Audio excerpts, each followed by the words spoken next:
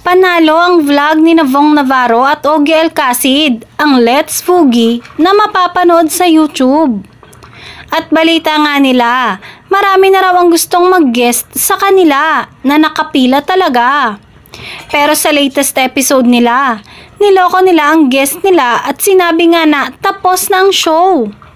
Si Ryan bang ang guest nila na nagkwento nga na nahuli pa siya ng MMDA dahil pinasok niya ang one-way.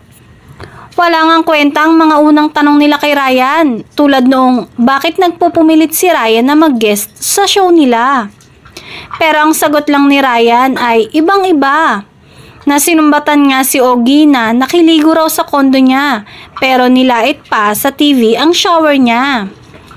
Alam nyo, hirap mag-guest dito. Kaya yung ibang mga artista, huwag kayong mag-guest dito. Panawagan ni Ryan. Usapan daw nila ay madadali lang ang mga tanong, pero ang hihirap daw pala ng tanong.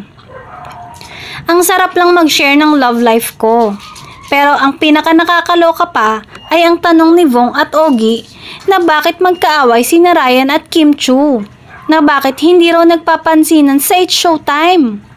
Syempre, todo depensa si Ryan, nahirit nga niya, never kami nag-away. Pero habang nagpapaliwanag si Ryan, panay ang tawa ni Vong at Ogie na parang ayaw maniwala sa mga paeklay ni Ryan.